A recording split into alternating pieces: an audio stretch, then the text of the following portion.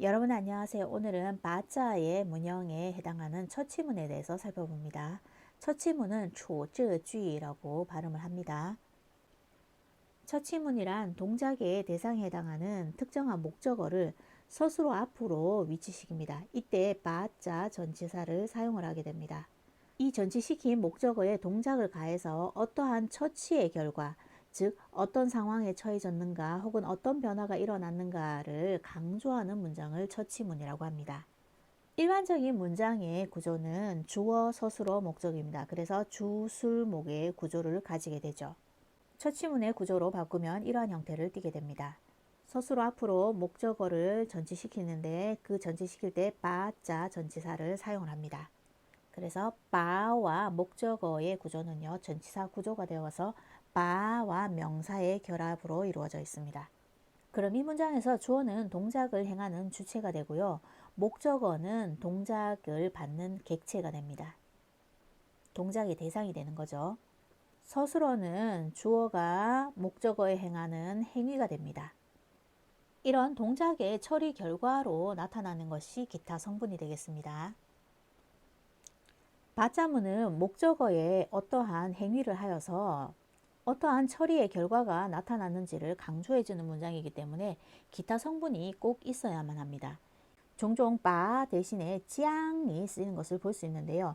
이 짱이 뒤에 명사를 가지고 오게 되면 전치사로 사용이 되어서 뭐뭇을 뭐뭐를 이라는 의미로 사용이 되고요.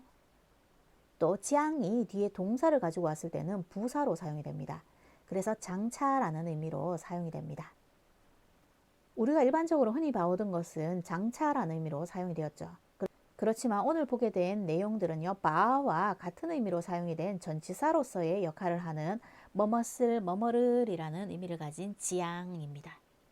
첫 지문에 특징이 있는데요. 우선 목적어에 주목을 할 필요가 있습니다. 목적어는 특정한 목적어여야 합니다. 그래서 명확한 것이어야 되고 한정된 것, 또 이미 알고 있는 것이 되어야 합니다. 두 번째 특징은요, 부사와 조동사의 위치입니다. 부사와 조동사가 바자와 명사로 이루어진 전치사구 앞에 놓여가지고 서술어 앞에 위치됩니다. 많이 쓰이는 부사들은요, 시간이라든지 부정이라든지 금지라든지 이런 부사들은 반드시 서술어 앞에 놓이게 되고요. 간혹 범위부사 같은 경우에는요, 서술어 뒤에 놓이는 경우도 있어요. 세 번째는 기타 성분인데요. 이 기타 성분이 굉장히 중요하다 그랬습니다. 기타 성분은요, 반드시 있어야만 되는 성분 가운데 하나입니다. 기타 성분에 올 수 있는 내용들은요, 목적어, 동태조사, 동사의 중첩, 보어입니다. 첫 번째 목적어 같은 경우에는요, 목적어를 앞으로 당겼는데 어떻게 기타 성분 자리에 목적어가 남아 있을 수 있는가 라고 생각할 수도 있지만, 목적어는 쌍빈동사 에서는요, 두 개를 가질 수 있죠. 그래서 하나는 기타 성분에 남겨주고 하나는 목적어를 앞으로 전치시키는 경우입니다. 두 번째는 동태조사인데요. 동태조사 중에서도 완료와 유지, 지속을 나타내는 저는 사용이 가능해도 꾸어, 경험을 나타내는 꾸어는 사용이 불가합니다. 동사의 중첩 형태에 다양하게 사용할 수 있고요. 보어는요, 다양하게 배운 것을 모두 다 사용을 할 수 있는데 가능 보어는 불가합니다. 첫 지문의 네 번째 특징은요, 동사를 눈여겨볼 만한데요. 동사 자리에는요, 감각이나 인지 등의 동사는 사용이 불가합니다. 그러나 신체 동작 같은 경우에는요, 사용이 가능합니다. 자, 그럼 이 페이지에서 설명된 내용들을 하나하나 구체적으로 살펴보겠습니다. 첫 번째, 바자문의 특징 가운데 목적어를 주의해야 된다고 그랬는데요. 목적어는 특정적이고 명확하고 한정되고 이미 알고 있는 내용이어야 합니다. 바자를 사용해서 앞으로 당겨준 이 목적어 부분을 보겠습니다. 我把秘密告诉你, 나는 비밀을 너에게 알려준다. 你把礼物带了吧, 너는 선물을 챙겼겠지.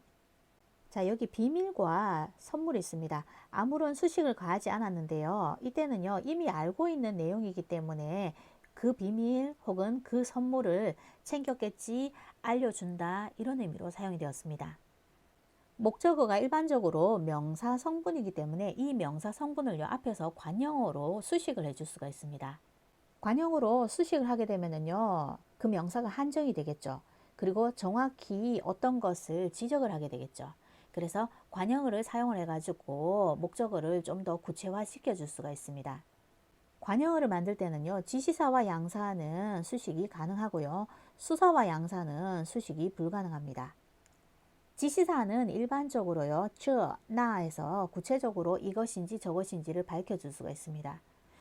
수량을 나타내는 지라든지 이, 很多 등과 같은 표현들은요, 가리키는 대상이 모호하여서 분명하지 않습니다. 그래서 사용하지 않습니다. 我把秘密告诉你 문장을요, 관형어를 사용해서 확장을 시켜보면은요, 我把他的秘密告诉你 나는 그의 비밀을 너에게 알려준다예요. 他的秘密에서 관형어로 그의라는 한정을 시켰죠. 비밀인데 그의 비밀을 너에게 알려준다라는 의미입니다. 혹은 我把这个秘密告诉你 이 비밀을 너에게 알려준다예요. 다른 비밀도 아니고 이 비밀이라 가지고 구체적으로 한정된 어떤 명확한 것을 말하고 있습니다. 그런데 我把一个秘密告诉你라고 했을 때는요, 나는 비밀 한 개를 너에게 알려준다 해서 임의의 어떤 한 개를 말하는 것이지 구체적인 특정한 어떤 한 개를 말하는 것이 아닙니다. 그래서 이 표현 틀린 표현입니다. 또你把礼物带了吧라는 문장에서요, 你把生日礼物带了吧, 너는 생일 선물을 챙겼겠지 라고 했습니다. 礼物 앞에 生日라는 생일이라는 선물 가운데에서도 여러 선물 중에서 생일 선물이라는 것을 밝혀주고 있습니다. 혹은 지시사를 써서 你把那个礼物带了吧, 그 선물을 챙겼겠지, 가능하겠죠. 콕 찍어서 그 선물이라고 이야기를 했습니다. 你把很多礼物带了吧, 너는 아주 많은 선물을 챙겼겠지 라고 해서 대상이 분명하지 않습니다. 그래서 很多礼物는 바자문에서는 사용이 불가능합니다. 두 번째, 바자문에서 주의해야 될 부분은요, 부사와 조동사의 위치입니다. 부사는 일반적으로 시간부사나 부정부사나 금지부사가 많이 사용이 됩니다. 부사와 조동사는 일반적으로 바자 앞에 사용이 됩니다. 자주 쓰이는 부사로는요, 여러 가지가 있습니다. 정도라든지 부정이라든지 시간이라든지 범위라든지 빈도라든지 어기라든지 이런 등등의 부사가 있습니다. 我已经把日程安排好了. 나는 이미 일정을 제대로 잘 안배를 하였다. 바자 앞에 已经이라는 시간을 나타내는 부사가 왔습니다. 我刚把照片发到群里了. 나는 방금 사진을 발송해 보냈습니다. 단톡방으로. 바, 照片이라는 전치사구 앞에 이렇게 깡이라는 시간을 나타내는 부사가 사용이 되었습니다. 여기서 깡 부사에 대해서 살펴보면요, 깡은 깡꽝과 같은 의미인데요, 시간 부사입니다. 그래서 보통 주어 뒤에 놓이고요, 우리가 잘 알고 있는 깡자이 같은 경우에는요, 시간 명사입니다. 그래서 주어 앞이나 주어 뒤에 모두 사용이 가능합니다. 부정부사도 예를 볼까요? 我没把词典还给朋友. 나는 사전을 친구에게 돌려주지 못했습니다. 把词典을没 못했다 이 말이야. 他不把别人放在眼里. 그는 다른 사람을 눈 안에 담아두지 않는다예요. 把别人 다른 사람을 앞에 不 부정부사가 사용되었습니다. 你别把运气当成实力. 너는 하지 말아라. 운을 실력으로 여기는 거. 把运气라는 전치사구 앞에 别라는 금지부사가 왔습니다. 일반적으로 부사의 경우는요, 바자 앞에 사용이 되는 것이 흔한 일입니다. 그렇지만 범위를 나타내는 부사는요, 일반적으로 범위부사는 예나 또우가 있는데 그 중에서도 또 또우가 그렇게 잘 쓰이는데요. 이러한 범위부사 같은 경우에는요, 목적어 뒤에 가가지고 사용이 되는 경우도 있습니다. 我把钱都花光了. 나는 돈을 모두 다 싹 다 소비해 버렸다예요. 여기서 钱을 복수의 의미로 담아가지고 본 거죠. 我把书全看完了. 나는 책을 모두 다 봤다라는 의미입니다. 책을 그러니까 책에 있는 내용을 전부 다 모두 해서 책 안에 있는 내용을 전부 다라는 의미입니다. 방금 부사와 조동사의 위치를 바자 앞에 두는 경우를 살펴봤습니다. 바와 목적어는요, 전치사구가 되겠죠. 그럼 부사, 조동사, 전치사구는요, 서술어 앞에 사용이 되는 부사어가 됩니다. 我一定要把中文学好. 나는 반드시 중국어를 제대로 잘 배울 것이다. 이딩이라는 부사와 야오라는 조동사, 바 중원이라는 전치사구가 学라는 동사 앞에 쓰인 걸 볼 수가 있죠. 我们不应该把今天的事拖到明天. 우리는 응당 해서는 안 됩니다. 오늘의 일을 미루는 거 내일까지로. 뿌라는 부정부사와요. 인가이라는 조동사 그리고 바 찐텐더 시라는 전치사구가 사용이 되었습니다. 투어라는 동사 앞에 모두 다 부사어의 형태로 사용된 걸 볼 수가 있습니다. 父母总想把最好的全都给自己的孩子. 부모님들은 늘 항상 하고 싶어 합니다. 가장 좋은 것들을 전부 모두 다 주고 싶어 합니다. 자신의 아이들에게. 부사, 조동사, 전치사구입니다. 그리고 여기 게이는 주다라는 동사가 되겠죠. 주다라는 동사가 있는데 앞에 쉔이라는 부사와 떠우라는 부사가 사용되었습니다. 범위를 나타내는 예라든지 떠우라든지 쉔이라든 이런 범위 부사들은요. 문맥의 흐름에 따라 위치가 결정되는데 일반적으로 바자문에 걸린 목적어 뒤에 서술어 앞에 이렇게 사용되는 경우가 많습니다. 기타 성분에서 주의해야 될 것이 4가지가 있었는데요. 첫 번째 목적어를 살펴보겠습니다. 목적어가 하나 앞으로 당겨져 갔는데 여기 기타 성분에 목적어가 하나 더 남아있다라는 것은요. 동사가 쌍빈 동사가 사용되었다라는 말이죠. 쌍빈 동사의 구조는 이러한 구조를 띱니다. 주어가 나오고요. 동사가 쌍빈 동사가 쓰였을 경우에 목적어 1, 목적어 2 해가지고 동사 뒤에 목적어가 2개가 옵니다. 앞에 쓰인 목적어는요. 간접 목적어로서 사람이 흔하게 오고요. 누구누구에게라는 의미를 띠게 됩니다. 또 목적어 2의 자리에 오는 것은요. 직접 목적어로 사물이나 어떤 사실이 오고요. 해석은 뭐뭇을 뭐뭐를이 됩니다. 그럼 바자를 써가지고 목적을 하나 땡길 때는요. 뭐뭇을 뭐뭐를에 해당하는 바의 의미를 가지고 있는 목적어 2부분이 서술 앞으로 당겨져 가겠죠. 그럼 목적어 1부분이 여기 기타 성분 자리에 남게 되는 겁니다. 우리는 쌍빈동사를 앞에 강좌에서 여러 가지를 배웠는데 이러한 것들이 있습니다. 그럼 목적어 일부분이 기타 성분에 남게 되었는데 예를 살펴보겠습니다. 我把他要的东西给他了. 나는 그가 요구한 물건을 주었습니다. 그에게. 바자문의 문장이 아닌 경우에서는요. 我给他他要的东西了 하면 문장이 이러한 형태의 구조가 되겠죠. 그렇지만 바자 문장에서는요. 직접 목적어에 해당하는 이 부분을 서술어 앞으로 당겨주었고요. 서술어 뒤에는 간접 목적어에 해당되는 부분만 남아 있습니다. 我把那道题问老师了. 나는 그 문제를 물었습니다. 선생님에게. 바자문이 아니었을 경우에는요. 이 문장은요. 我问老师那道题了 라고 할 수 있겠죠. 그렇지만 바자를 썼기 때문에 바那道题에서 직접 목적어를 앞으로 당겼고요. 서술어 앞으로. 남아있는 것은 간접 목적어 老师가 됩니다. 我把手机号码告诉他了. 나는 핸드폰 번호를 알려주었습니다. 그에게. 바자의 문장이 아닌 경우에는요. 我告诉他手机号码了가 되겠습니다.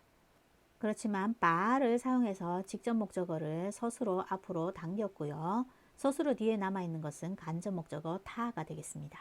기타 성분에서 주의해야 될 두 번째 사항은요. 동태조사입니다. 동태조사는 이렇게 러, 꾸어, 저 세 가지가 있죠. 그 중에서도 완료를 나타내는 러와 지속 유지를 나타내는 저는 가능한데 꾸어, 경험을 나타내는 꾸어는 바자문에 사용해서는 불가하다 그랬습니다. 그럼 기타 성분에 동태조사가 오는 것을 살펴보는데요. 가장 흔하게는 완료를 나타내는 러가 사용이 되는데요. 러가 왔을 경우에 자주 쓰이는 동사들입니다. 여기 제시된 동사들은요. 대체로 소실동사입니다. 소실동사 뒤에 러가 사용되어서요. 바자문에 자주 사용이 되는데요. 동작의 발생과 함께 목적어를 사라지게 하는 동사입니다. 이러한 동사들은요, 처치성이, 이게 처치문이잖아요. 처치성이 강해가지고 러 하나만 기타 성분에 붙여주어도 문장이 성립이 된다입니다. 타바 옌戒了 그는 담배를 끊었습니다. 타바 원젠 删了 그는 문서를 삭제했습니다. 타바 照片撕了 그는 사진을 찢었습니다. 그래서 동태조사 중에서도 완료를 나타내는 러는 이렇게 소실 동사들과 자주 사용이 된다. 你把这个拿着 너는 이것을 들고 있어라. 你把行李看着 너는 짐을 보고 있어라. 你把窗户开着 너는 창문을 열어두어라. 든 상태로 있고 보는 상태에 유지하고 열어둔 상태를 유지하라 라고 해서 저 동작의 지속, 유지를 나타내는 동태조사와 함께 사용된 문장입니다. 경험을 나타내는 꾸어는 사용을 할 수 없다 그랬죠. 그래서 我把烤鸭吃过 나는 오리구이를 먹은 적이 있다. 딴 것도 아니고 오리구이를 먹은 적이 있다라고 말하는 문장 같이 들리지만은요. 바자를 사용한 문장에서는요. 꾸어를 사용을 할 수가 없다 그랬습니다. 그래서 이 문장은 틀렸습니다. 我吃过烤鸭 하면 이 문장이 비록 바자가 없지만은 문장은 가능하겠죠. 我把那本书看过 나는 그 책을 본 적이 있다 해가지고 그 책을 그랬습니다. 본 적이 있다 해서 꾸어를 사용했어요. 바자문에서 딴 책도 아니고 그 책이다 해가지고 문장을 만들고 싶지만 이 문장도 틀렸습니다. 그래서 我看过那本书라고 하면 바자는 없지만 문장은 성립하는 구조가 되죠. 我把这个字学过 나는 이 글자를 배운 적이 있어. 다른 글자도 아니고 이 글자입니다. 목적어가 분명하죠. 그렇지만 바자를 쓴 문장에서는요. 꾸어를 사용을 할 수가 없다 그랬어요. 그래서 틀린 문장입니다.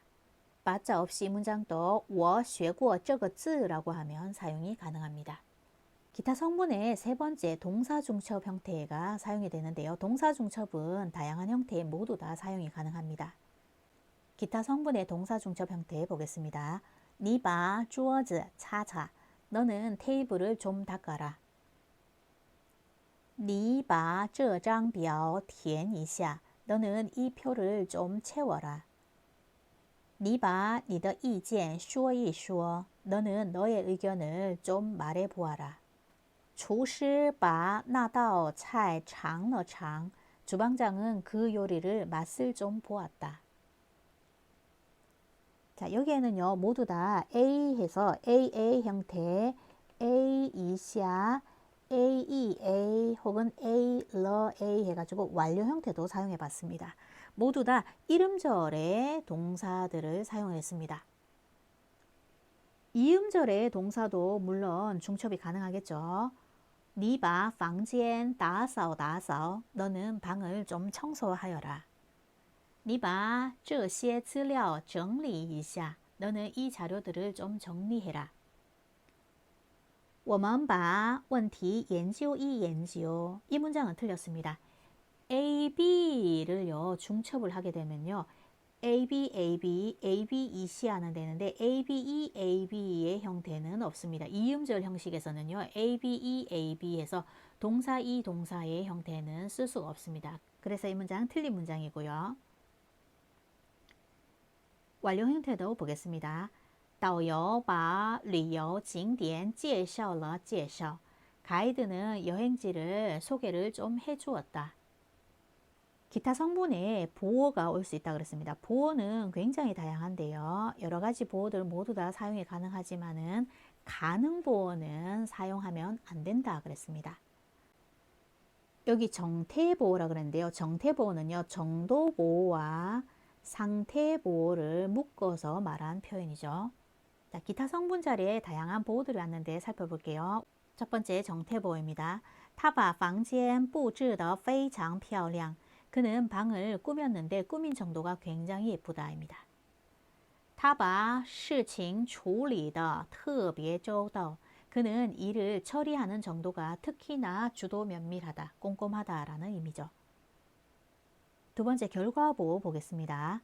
我要把头发剪短. 나는 하려고 합니다. 머리카락을 잘라서 짧게 하려고 합니다. 我能把作业做完. 나는 할 수 있습니다. 숙제를 다 완성할 수가 있습니다. 실양보 보겠습니다. 他把婚礼推迟了半年. 그는 혼인 예식을 미뤘습니다. 반년 동안을. 他把电视开了一整天. 그는 TV를 켜두었습니다. 하루 종일이나. 동양보 보겠습니다. 我把那本书看了2遍. 나는 그 책을 보았습니다. 2번. 我把那个人骂了一顿. 나는 그 사람을 혼냈습니다. 꾸중했습니다. 욕했습니다. 한바탕. 방향보 보겠습니다. 我不想把口罩摘下来. 나는 하고 싶지 않습니다. 마스크를 벗어내리는 것을.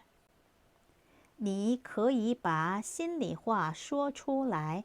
너는 해도 됩니다. 마음속에 있는 말을 말해서 바깥으로 끄집어내는 것을. 가능보호는 안 된다 그랬는데요. 가능보호는요. 맞자 구문이 이미 발생한 동작의 결과를 나타낸다 그랬죠. 그렇지만 가능보호는 미발생 동작의 가능성을 나타냅니다. 그래서 맞자문이 쓰인 문장에서는 가능보호를 사용을 할 수가 없습니다. 맞자문에서는 가능보호를 쓸 수 없다 그랬는데요. 예문 볼게요. 我把他的话听得懂 그랬습니다. 나는 그의 말을 듣고 이해할 수 있다입니다. 맞자가 쓰였는데 동사 뒤에 가능을 나타내고요. 똥 결과보호가 와서 이렇게 가능하다라는 의미를 나타내고 있습니다. 맞자가 쓰였기 때문에 가능보호 형태는 안 됩니다. 그럼 이 문장은요. 我听得懂他的话라고 하면 사용할 수 있습니다. 맞자를 없애는 겁니다. 我把这些菜吃不下. 나는 이 요리들을 먹을 수가 없다요. 바자가 쓰였는데 치라는 동사가 쓰였고 불가능을 나타내는 뿌가 왔습니다. 그리고 시아라는 수용이 불가능하다라는 방향보호가 왔습니다. 확장 형태죠. 바자가 쓰였기 때문에 이 문장도 가능보호가 쓰였네요. 틀렸습니다. 자, 이 문장을 쓰고 싶으면은요. 我吃不下这些菜라고 하면 됩니다. 맞자문의 문장에서는요. 동사도 잘 살펴봐야 하는데요. 동사는요. 감각이나 인지 등의 동사는 불가하고 신체 동작 동사는 가능합니다. 주의해야 될 동사들 살펴볼게요. 감각 인지를 나타내는 看见, 闻到, 知道, 感到라는 동사들은 사용이 불가합니다. 대신 신체 동작을 나타내는 抬, 举, 伸, 捡, 站, 贵 등의 동사들은 가능합니다. 我把秘密知道了. 나는 비밀을 알았다입니다. 인지가 되었다라는 말이죠. 이는 틀립니다. 그래서 이 문장도요. 쓰려면은요. 我知道秘密了 라고 하면 사용할 수 있겠죠. 我把花香闻到了. 나는 꽃향기를 맡았다입니다. 바자가 사용된 문장에서 闻到라는 동사가 사용이 되었죠. 감각 인지 동사는 틀렸습니다. 그래서 이 문장 또 쓰고 싶으면요. 我闻到花香了 해서 사용할 수 있습니다. 신체 동작 동사는요. 행위 동사이기 때문에 사용이 가능합니다. 他把头抬起来了. 그는 머리를 치켜 들었다 해요. 他把手伸出来了. 그녀는 손을 내밀었다입니다. 기타 상용 성분에 대해서 살펴보는데요. 기타 상용 성분에서는요. 우리가 기타 성분에서 주의해야 될 것 4가지들을 봤는데요. 그 중에서도 보어 부분에 해당되는 내용들 가운데 몇 가지 상용 단어들을 가지고 왔습니다. 첫 번째 짜이인데요. 짜이는 어디 어디에서 혹은 어디 어디에 있다라는 단어죠. 동사 뒤에 짜이가 사용이 되면요. 짜이가 기타 성분이 되고요. 이 짜이 뒤에는 장소가 와야 합니다. 그래서 동사 뒤에 짜이 장소의 형태로 기타 성분을 이루게 됩니다. 그럼 앞에 있는 동작으로 인해서 목적어가 뒤에 있는 짜이의 장소로 이동하게 되는 겁니다. 동작으로 인한 위치의 변화가 생긴다는 말이죠. 他他总是把谢谢挂在嘴边. 그는 늘 감사합니다를 입에 달고 있다라는 말이요. 감사합니다라는 그 말이 입으로 옮겨갔다라는 말이에요. 我一定会把你记在心里. 나는 반드시 너를 마음속에 기억할 것이다. 그럼 너가 내 마음속에 이동되어서 기억된다라는 말이에요. 我把钥匙忘在房间里了. 나는 열쇠를 깜빡하고 두었습니다. 방 안에다가. 他把邮票贴在信封上了. 그는 우표를 붙였습니다. 편지 봉투 위에다가. 请你把词典放在书桌上. 너는 사전을 책꽂이 위에 꽂아 두어라. 请你把聚会时间定在下午2点. 너는 모임 시간을 정해 주십시오. 오후 5시로. 정해진 어떤 모임 시간이 있었겠죠. 그 시간을 오후 5시로 위치를 이동을 시키라 라는 말입니다. 두 번째 상용 형태는 보호 가운데 또 따오의 형태인데요. 따오 뒤에는 장소가 옵니다. 따오도 마찬가지 따오 플러스 장소의 형태로 사용이 되고요. 앞에 있는 동사로 인해서 동작의 객체가 따오 뒤의 장소로 이동되는 것을 말합니다. 위치의 변화가 생겼다라는 말입니다. 妈妈把孩子送到补习班了. 엄마가 아이를 배웅해 주었습니다. 학원으로. 아이가 어느 장소에 있었겠죠. 그 아이가 배웅하는 걸로 인해 가지고 학원으로 옮겨지게 되는 겁니다. 导游把游客接到饭店了. 가이드는 여행객들을 모셔다 주었습니다. 마중에서 호텔로 모셔다 주었다라는 의미입니다. 我可以把车开到你家楼下. 나는 차를 너희 집 건물 아래로 몰고 갈 수가 있다. 我想把资料发到你的邮箱. 나는 자료를 발송해 주고 싶다. 너의 메일로. 请大家把书翻到第8页. 모두들 책을 8쪽으로 펼치세요. 8쪽을 펼치세요 라는 말이죠. 请你把垃圾扔到垃圾桶里. 너는 쓰레기를 쓰레기통 안에 버려라 입니다. 보호 가운데 세 번째 게이입니다. 게이는요 뒤에 대상이 옵니다. 보통 사람이 오게 되죠. 그러면 게이 사람의 형태로 동사 뒤에 사용이 되는데요. 동작의 행위로 인해서 동작의 객체인 B가 게이 D로 옮겨가는 거예요. 그래서 위치의 변화가 생기는 겁니다. 他把秘诀交给我了. 그는 비결을 나에게 가르쳐 주었다. 비결이 나에게로 전수되어서 옮겨져 오는 것을 말하겠죠. 他把礼物送给我了. 그는 선물을 나에게 보내주었다. 我把短信发给朋友了. 나는 문자 메시지를 친구에게 발송했다. 我把包裹寄给客户了. 나는 소포를 고객에게 붙였다. 他把申请书交给老师了. 그는 신청서를 선생님께 제출하였다. 他把那张纸条递给我了. 그는 그 메모지를 나에게 건네주었다. 네 번째 자주 쓰이는 보호는요, 정인데요.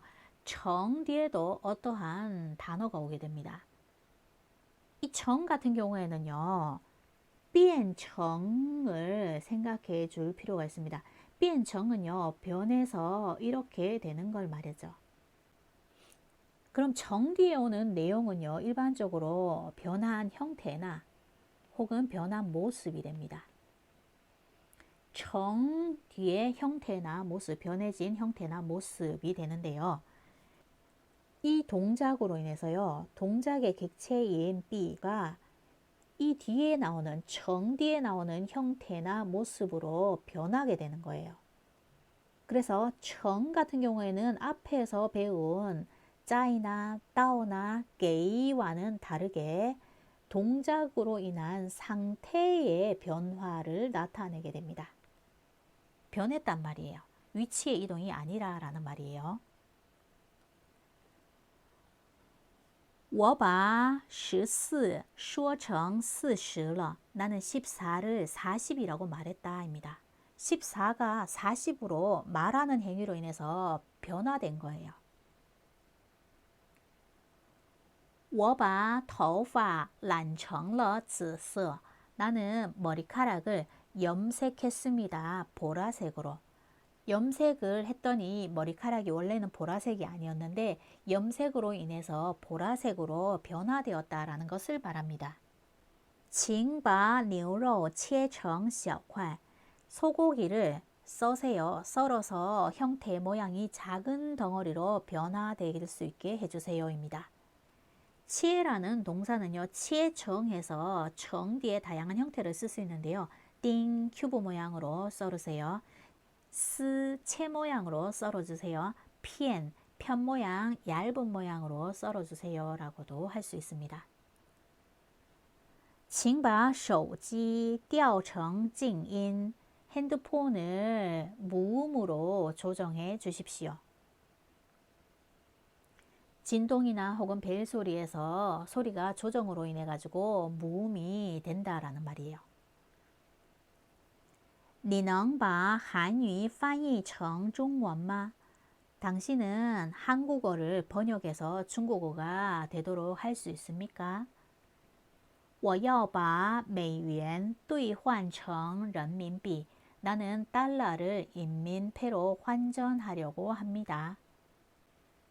자, 그리고 보호자리의 앞에 네 가지 경우보다는 빈도수가 적지만은요, 주어라든지 웨이라는 기타 성분이 올 수도 있습니다. 주어와 웨이 뒤에도 어떠한 단어가 가게 되겠죠. 그래서 이 부분이 기타 성분이 됩니다. 그러면 동작으로 인해 가지고 이 목적어가 주어나 웨이 뒤에 어떠한 모습으로 변화가 되는 것을 말합니다. 주어의 예문 살펴볼게요.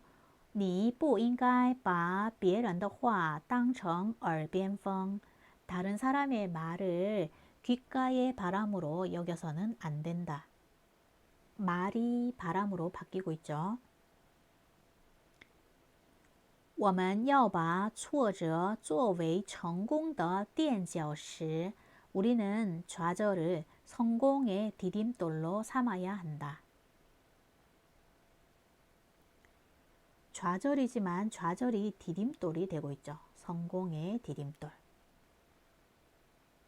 처치문 바자문을 공부하다 보면은요, 게이가 사용되는 관용적 표현을 자주 볼 수 있게 되는데요.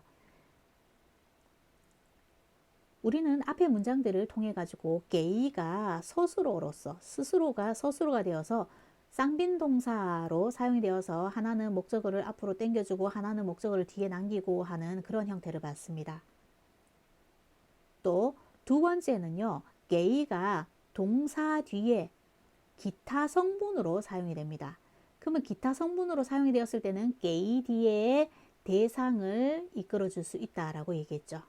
그렇지만 관용적인 표현으로 쓰이는 게이는요, 동사로서의 게이도 아니고 기타 성분으로서의 게이도 아닌 조사로서의 기능을 하는 게이입니다. 이때의 게이는요, 동사를 밀어내고 동사 앞에 사용이 됩니다. 이렇게 쓰인 게이는요, 회화적인 색채가 강하기 때문에요, 문어적인 색채를 강하게 띠고 있는 지향은 사용을 하지 않습니다. 바자만 사용을 해가지고 게이와 결합된 형태로 문장을 만들 수 있습니다.